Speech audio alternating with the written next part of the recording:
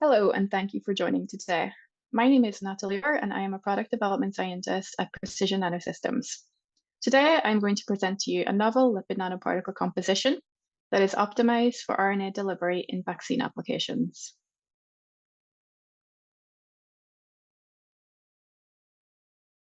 In case you're unfamiliar with us, Precision Nanosystems are a part of the Danaher Life Sciences family, and our company mission is to accelerate the creation of transformative medicines that significantly impact human well-being. We are headquartered in Vancouver, and you can see our headquarters here at the top with our new home starting 2024 at the bottom. And we are an end-to-end nanoparticle solutions provider with a focus on genomic medicines, as we firmly believe that they are the future. And we hold this belief as genomic medicines treat disease at their fundamental level.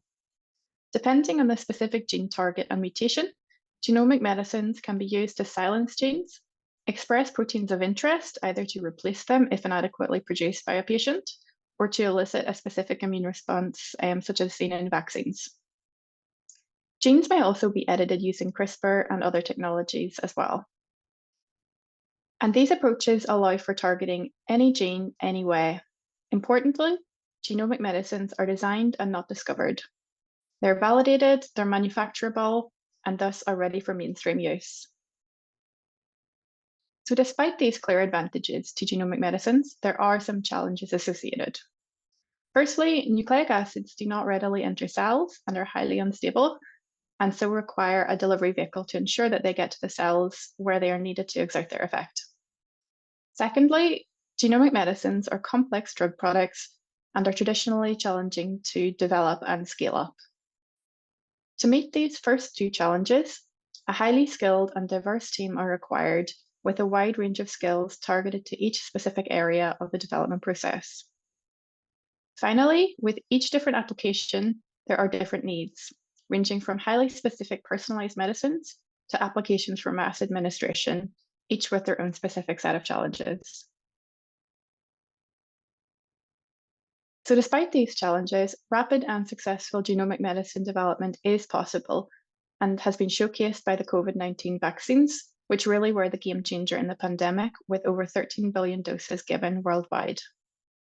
The timeline of the Moderna vaccine development is shown here, with the first trial participant vaccinated only 66 days after the SARS-CoV-2 genome was posted online. And although rapid, this response was made possible by decades of knowledge and experience built prior to the pandemic. So what is needed for the successful development of genomic medicines? The requirements can be summarized by 4 pillars. The first pillar is a requirement to define a specific gene target to silence, express, or edit, followed by the design of the active pharmaceutical ingredient, which in genomic medicines will be a nucleic acid. This is followed by designing a delivery carrier or vector, such as a lipid nanoparticle or LNP, to protect and transport the payload into cells. And finally, a scalable manufacturing solution is needed. Our product offerings, in addition to the expertise and experience that the Precision Nanosystems team has to offer, can help address these challenges that are associated in the development of a successful genomic medicine. So Precision Nanosystems, we offer proprietary manufacturing systems known as the NanoAssembler platform. And these instruments can reproducibly formulate genomic medicine drug products at both small and large scales, as we will discuss later in the presentation. At all scales, the next-gen mixer is used to mix 2 streams of liquid, typically of different polarities, in a time-invariant and rapid manner, resulting in the formation of the drug product. To complement the NanoAssembler systems, Precision Nanosystem also offer research use only kits, known as the GenVoy family, that are used to enable and accelerate the development of genomic medicines by lowering the barrier to entry and making everyone a genomic medicine developer.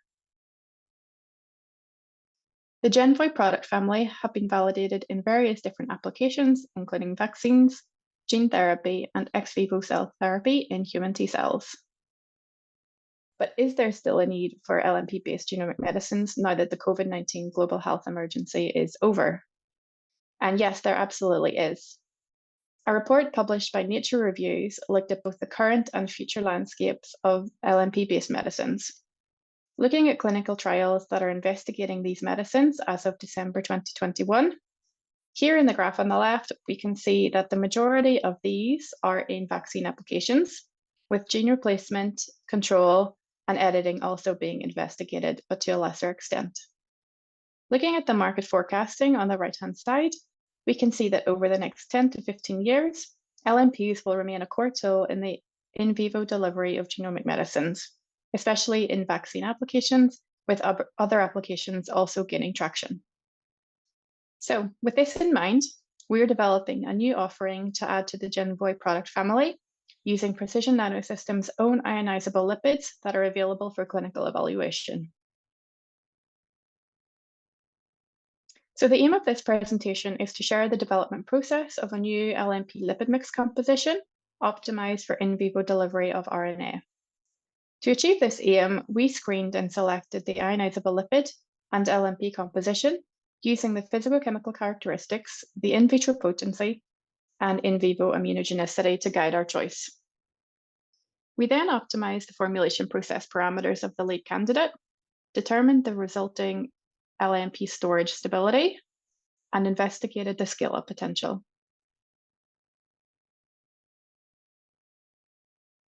So in this first section, I will describe the selection of our lead lipid mix composition.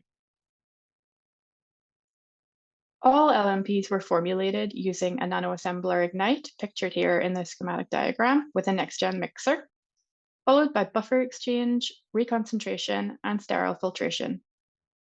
Process parameters are shown here in the table and were optimized for the lead LNP composition, although for brevity, this data has not been included. To highlight some important formulation parameters, a flow rate ratio of 3 and an N-to-P ratio of 8 were used throughout. The first step in the process was to select the ionizable lipid to be used in the LNPs, which is of high importance as it is the main component that affects both the LNP formulation and structure, as well as the transfection of cells and resulting biological activity. At Precision Nanosystems, we have a diverse library of many novel ionizable lipids. Based on the ionizable lipid structure and characteristics, alongside extensive screening, we have identified key lipids for different applications. After selecting the ionizable lipids based on the desired application, they can then be used in combination with other lipids to prepare LNPs. Using the screening process of the lipid library that I just described, the in vivo application hits were selected to formulate LNPs with a self-amplifying RNA encoding for the SARS-CoV-2 pre-fusion spike protein. Using these LNPs, we immunized BALB/c mice with 1 microgram of RNA intramuscularly, followed by a booster dose on day 28, and determined the antigen-specific IgG levels in serum using ELISA. Looking at the graph on the right-hand side, you can see that all LNPs showed a strong immune response on day 42, highlighting the utility of the ionizable lipid library and screening process for different applications. You can also see that the immune responses shown here are comparable to those generated by LNPs prepared using the clinically relevant ionizable lipids SM102 and ALC0315 used in the Moderna and Pfizer COVID vaccines, respectively. Using these results, we were able to select the lead ionizable lipid for further LNP composition investigation. So to test different LNP compositions with the optimized ionizable lipid, we used the SARS-CoV-2 vaccine application with the same self-amplifying RNA and immunization schedule as the ionizable lipid screening process. Additionally, serum was sampled 6 hours after the primary injection to test for early cytokine release, and 2 weeks after the booster dose, spleens were harvested and the splenocytes were isolated. They were then restimulated with antigen peptides and the cytokine production was measured. So before jumping into in vivo testing, we wanted to determine the critical quality attributes and in vitro potency of the lead LNP compositions prepared with the lead ionizable lipid.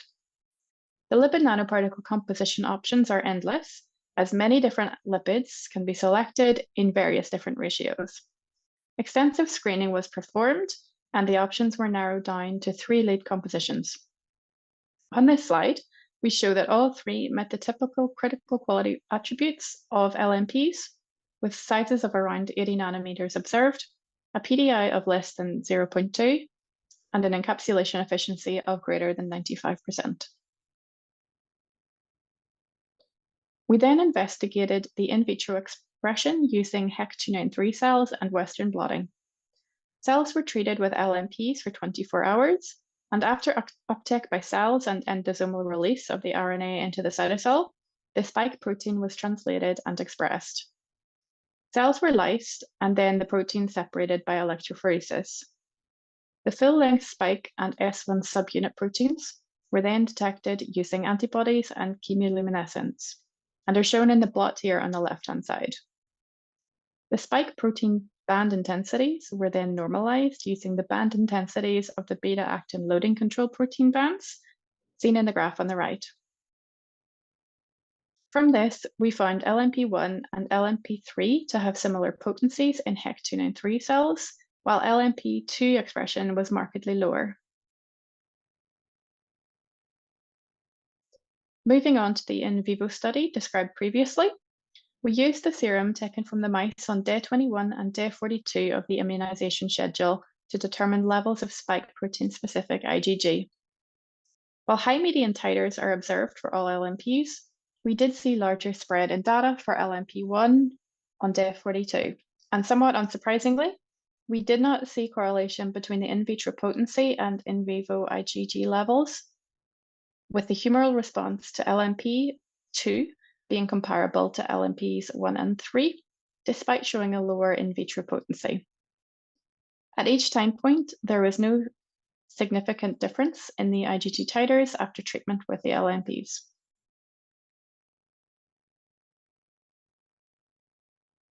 We also investigated both the innate and adaptive immune responses. Differences in the early cytokine release profile are shown in the heat map on the left. Serum taking 6 hours after the primary injection was tested by flow cytometry to determine the concentration of specific cytokines. And while there was a strong response by CXCL10 at this time point, the cytokine profile in response to each LNP was comparable, if marginally higher for LNP1. The cellular immune response was determined by harvesting spleens at the end of the study, isolating the splenocytes and re-stimulating them with antigen peptide.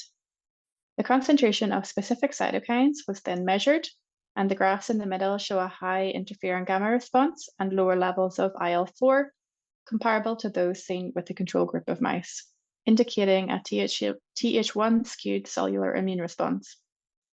The heat map on the right shows the cytokine profile in response to each LNP treatment, and it shows that this was comparable between LNPs, and that the interferon gamma response was strongest out of all the cytokines investigated. Next, we tested the same LNPs in an influenza vaccine model. Using the same experimental design as was used in the COVID-19 application, we encapsulated mRNA encoding for hemagglutinin, a surface protein found on the influenza virus. We used a hemagglutinin specific to the H1N1 virus, specifically A California 07-2009 strain, and used both an unmodified and base-modified RNA for protein expression. While all other immunization schedule details were consistent with the SARS-CoV-2 study, the intramuscular dose of mRNA was increased to 2 microgram. So looking first at the physicochemical characteristics for the 3 LNP compositions prepared using both types of hemagglutinin mRNA, we find that all LNPs showed excellent size, PDI, and RNA encapsulation, meeting the typical critical quality attributes for vaccine applications. Next, we looked at the humoral response to LNPs after injection into mice using the immunization schedule previously discussed. We tested serum samples by ELISA to quantify the hemagglutinin-specific IgG titers, and we also tested the same samples using a hemagglutinin inhibition assay, which indirectly measures IgG titers by determining the highest serum dilution at which, when added to red blood cells in the presence of influenza virus, no clumping occurs or hemagglutinin is inhibited. In alignment with the SARS-CoV-2 vaccine application study, we found that LNP1 exhibited a large spread in humoral response for both mRNA investigated, although median IgG titers were comparable between all treatment groups.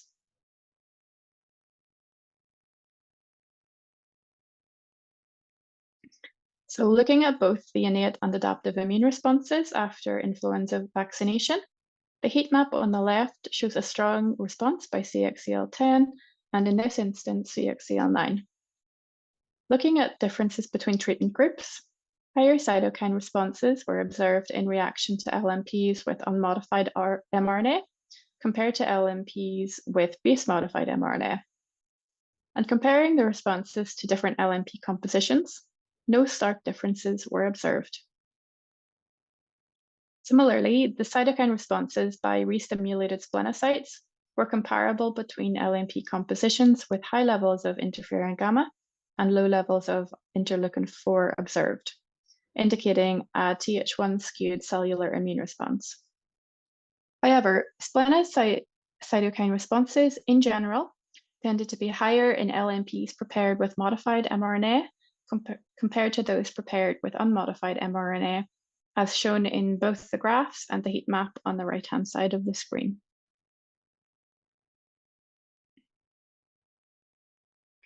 So to summarize this section, using the data generated in both the SARS-CoV-2 and influenza vaccine applications, we were able to select the lead ionizable lipid candidate and LNP composition for RNA delivery. The lead LNP composition showed excellent critical quality attributes with a variety of payloads, which differed by RNA type, chain length, and modifications.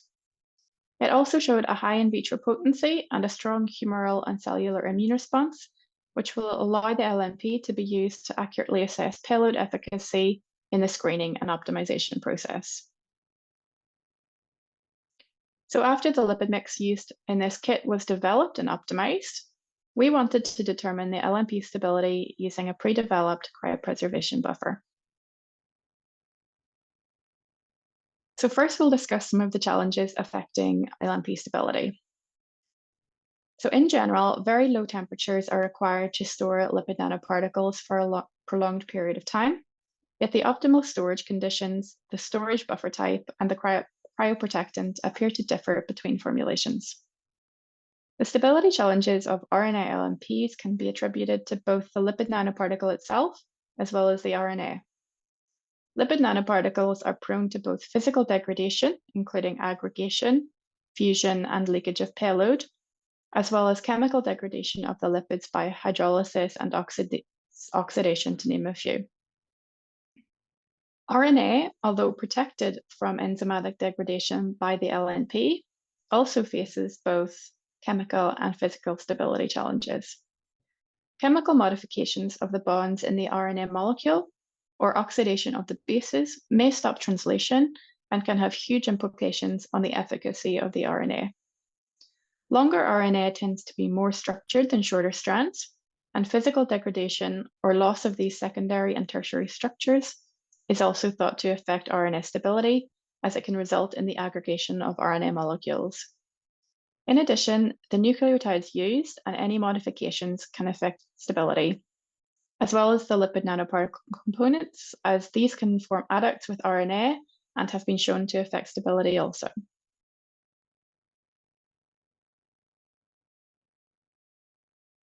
So to investigate the stability of the LNPs developed in this study, the lead candidate lipid mix was used to formulate LNPs encapsulating both EGFP mRNA and EGFP self-amplifying RNA.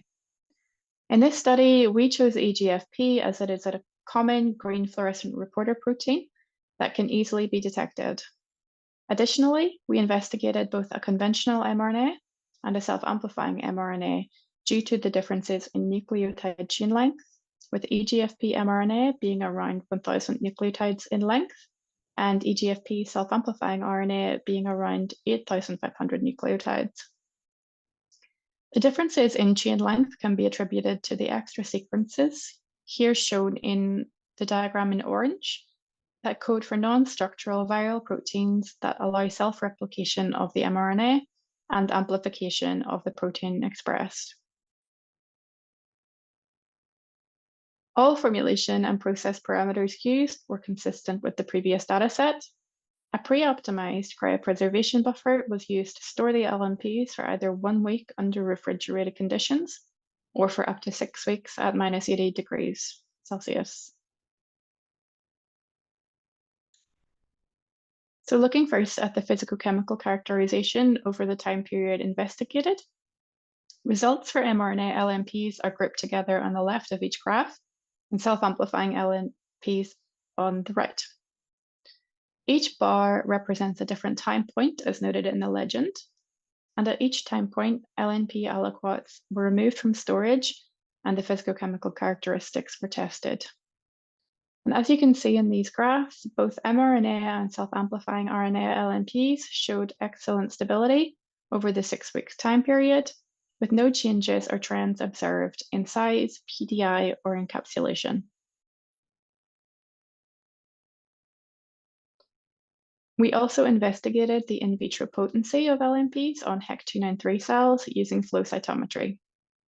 The graph on the left shows the potency of mRNA LNPs over time, and the graph on the right-hand side shows the results for self-amplifying RNA LNPs. The purple bars show the transfection efficiency, or the percentage of live cells that are expressing GSP, and the scatter plot shows the median fluorescence intensity, or the amount of expression from all GFP positive cells. And what these graphs show is that the transfection efficiency and protein expression were maintained across all storage durations for both mRNA and self-amplifying RNA LNPs. Additionally, high transfection efficiencies of above 80% for mRNA LNPs and greater than 60% for self-amplifying RNA LNPs were observed. And with this dataset, we can confidently recommend that LNPs can be prepared with RNA of different nucleotide lengths using the materials provided with our LNP kit and stored for up to 1 week in the fridge and up to 6 weeks at -80 degrees Celsius before use, with no detrimental effects on the critical quality attributes. So moving on to the final section, we wanted to investigate the scale-up potential of the lead lipid mix composition.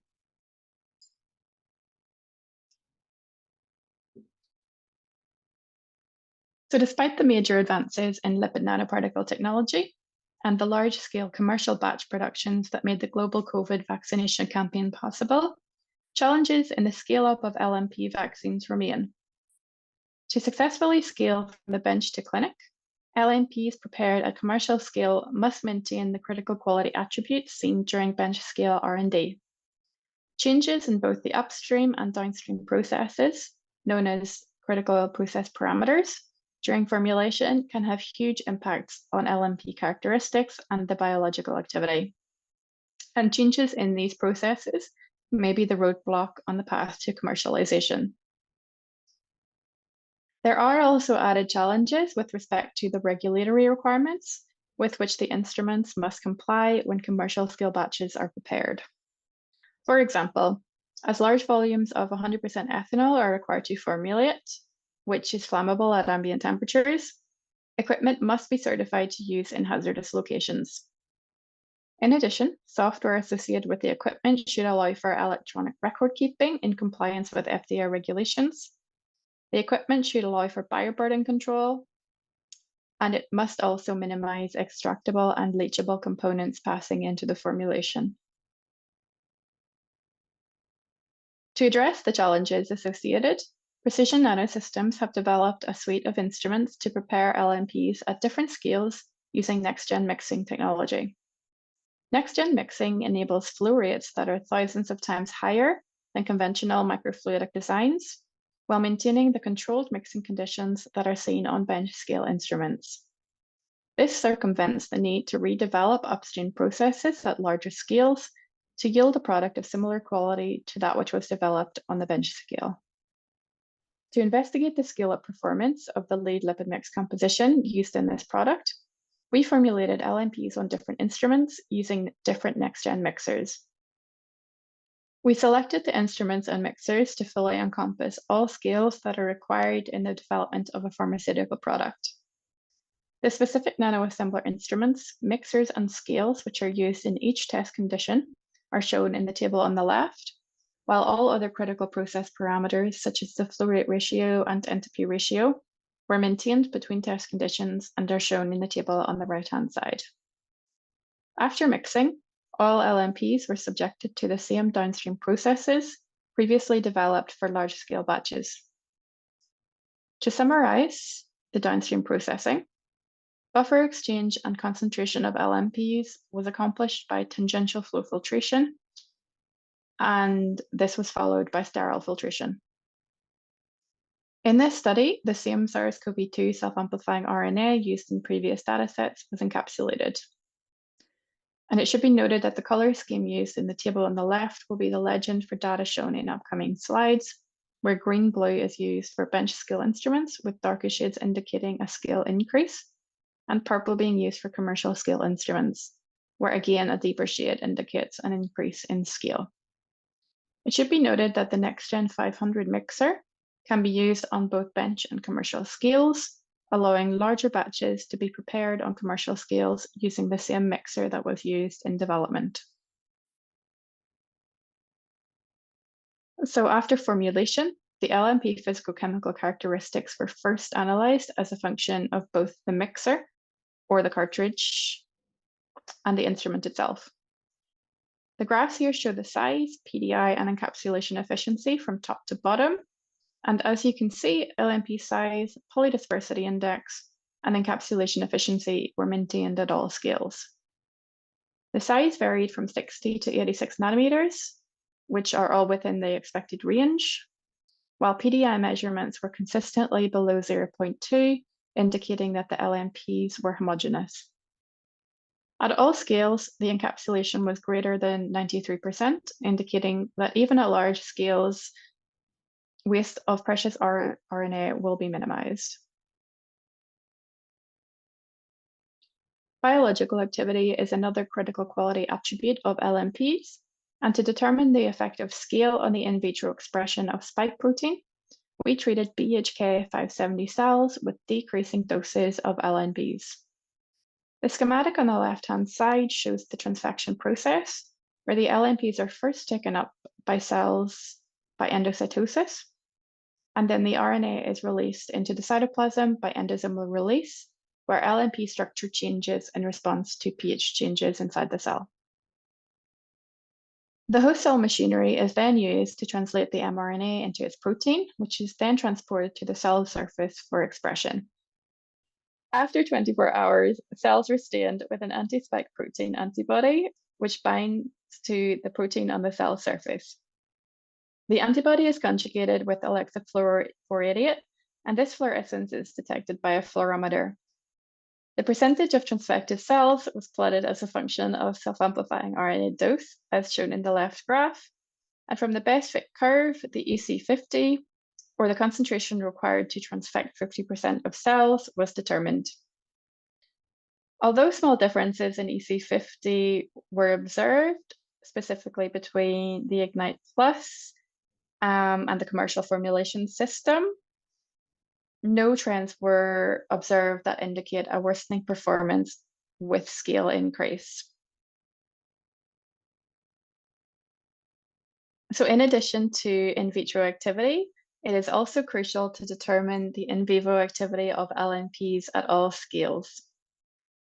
To do this, the same immunization schedule used previously was used, but to briefly remind you, biopsy mice were injected intramuscularly with both a primary and a booster dose of LNPs on day 0 and day 28 at a dose of 1 microgram of self-amplifying RNA.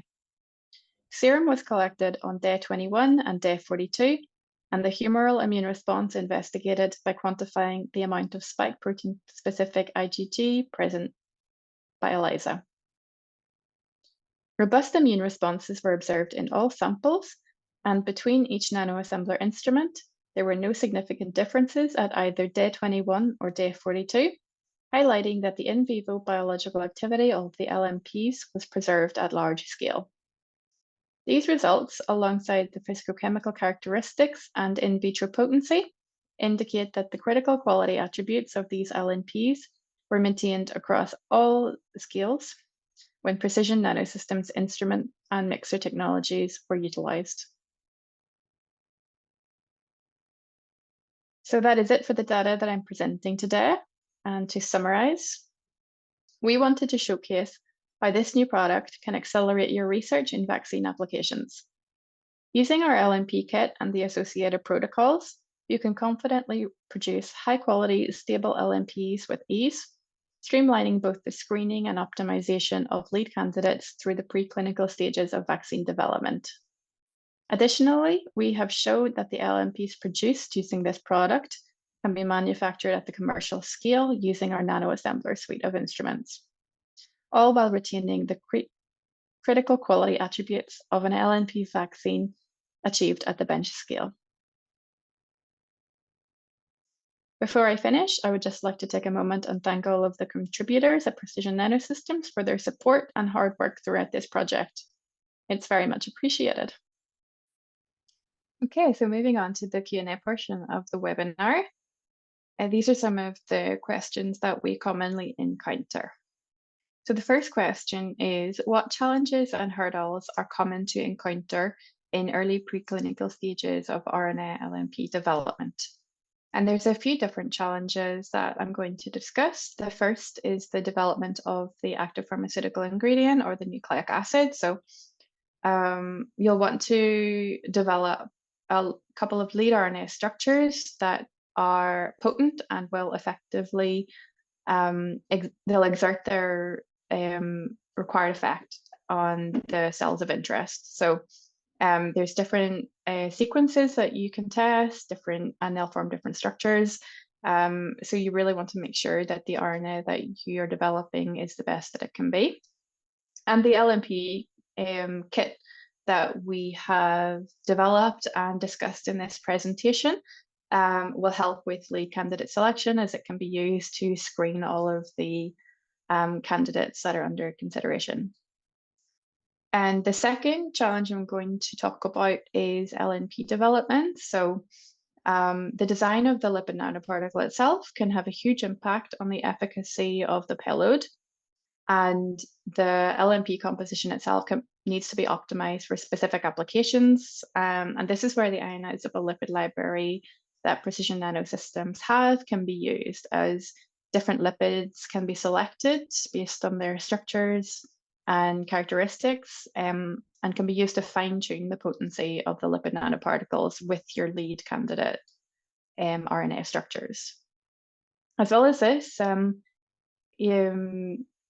developing the process parameters of the formulation process is also very important. So different mixing ratios, different RNA to ionizable lipid ratios, or the N/P ratio. These things can have huge impacts on the properties of the lipid nanoparticle that you develop, and that can also be a challenge to develop, especially at the early stages. So moving on to the second question, how important is it to consider the properties of the ionizable lipids when designing lipid nanoparticles? So the short answer would be it is very important. And the longer answer, I'll talk about why it's important. So the ionizable lipid is arguably the most important component in LNPs, and it can have a huge effect on LNP potency. So really getting the structure of the ionizable lipid right for your specific RNA and application is of great importance. So the specific structure itself can affect both the biodegradability of the ionizable lipid and the LNP, and also the pKa is very important. So the pKa is the pH at which 50% of the ionizable lipid is ionized. And this does need to be optimized for each specific application. So in general, the pKa should be between 6 to 7, although specific values can vary between different applications, and also for delivery to different cell types. So if the pKa is too low or too high, the efficient delivery will be impacted, either due to instability of the ionizable lipid or toxicity that occurs. And so moving on to the third question, what factors are important to consider when scaling up an LNP formulation? So the main problem with scale up is that you can have a brilliant LNP on bench scale, but if you cannot get that same potency at large scale, it can never be used, widely used to treat patients in clinical and commercial scales. So you really do need to look at the critical quality attributes of the LNPs and also the potency of the LNPs at various different scales to monitor how these are being affected by scale increases. So the mixing itself on large scale can impact the potency and critical quality attributes of the LNPs. But as you've seen in this presentation, we use the nanoassembler suite of instruments, and we have shown equivalent mixing at both small and large scales, resulting in similar CQAs and potency between bench and large scale. So if scale up is something that you're considering, definitely reach out to us because we have a lot of experience in making sure that the LNPs translate and are relevant at large scales. So as well as mixing, downstream processing is also important. So the downstream processing will be very different on the bench compared to on large scale, as it's much easier to do things on the bench when it's very small scale, but at large scale, you kind of need to automate things. So the processes usually need to change entirely, but we've taken a lot of the guesswork out of that and have de-risked it. And we know how to translate the small scale processes to large scale processes for this. And finally, it's all well and good if we're using research use only materials or at preclinical stage. If you cannot get these materials at GMP grade, you can't do anything with it. So all of the ionizable lipids offered by precision nanosystems are can be prepared at a GMP grade, and so we've taken that risk out of it as well. So moving on to the next question, what factors need to be considered when choosing a cryopreservation buffer? So the main point of the cryopreservation buffer is to effectively protect the LNPs at the desired concentration of injection for up to a few weeks. So for the preclinical stage, it's often quite stressful to prepare your LNPs for use within 1 or 2 days of preparation. So you need to get all of your analytics done in that time and make sure your animal studies are ready to go. So we wanted to take that stress out of the process, and we wanted to show that our LNPs can be stored for up to 1 week in the fridge. So it gives you a little bit more time to play with. And you can also store them at a -80 freezer for up to 6 weeks. So this allows you to allocate your LNPs for primary and booster doses. The same batch can be used. And also the LNPs can be formulated a few weeks in advance, making it a little less time sensitive. So that's why it's important to have a cryopreservation buffer, but in the development of a cryopreservation buffer itself, as I mentioned in the presentation, the specific type of buffer, the molarity, the cryoprotectant that's used, and the concentration of cryoprotectants all need to be optimized. And different LNPs have shown better protection when different buffers are used. So it is something that does need to be optimized.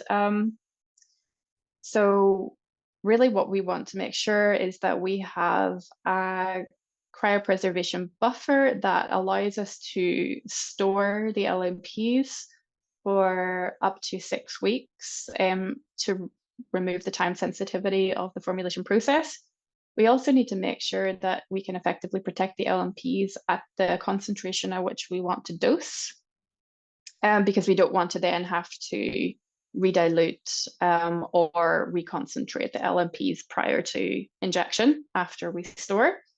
And osmolality is also an important consideration, as the mice will be injected with LNPs in this cryopreservation buffer. So we need to make sure that the animals are not going to come to any harm or pain as a result of this buffer. And in the development of this cryopreservation buffer, we have taken all of these factors into consideration. So finally, the last question is, could lyophilization be used to preserve these lipid nanoparticles? And absolutely, we do have experience lyophilizing LNPs at Precision Nanosystems. I didn't talk about it in this webinar as it's a completely different webinar in itself. So if you're interested in lyophilization, please do reach out to us for more information. But to talk a little bit about the differences between lyophilization and cryopreservation, absolutely, lyophilization is very advantageous to LNPs, and I believe it's where the future of lipid nanoparticles is going to move, as it does remove the requirement for cold chain. So large -80 freezers won't be needed for the next vaccine campaign. And they won't need to be transported to different areas using cold chain. So absolutely, transferring and storing lipid nanoparticles at room temperature is very advantageous to the field. In this product, we did not consider lyophilization, as to effectively lyophilize, you require a freeze dryer and knowledge of how to use this freeze dryer. So freeze dryers are not as commonly found in labs as a low temperature freezer. So the benefit to using a cryopreservation buffer as opposed to lyophilization would be that it is a much easier process to use, and you don't need to purchase any other expensive equipment and learn a whole new field in order to do so. So it's quick, it's easy, and it's relatively cheap compared to other options. So yeah, that's all of the questions that we have in this Q&A session. But if you have any more questions that we didn't cover, please feel free to reach out to us using the email address shown here. And for more information on our lipids, please follow the link shown in the slide here. And yeah, you can get some contact information there as well. So all that's left to say is thank you for taking the time out of your day to listen and learn more about our new products and technologies. And again, for any more information or any further questions, please reach out to us.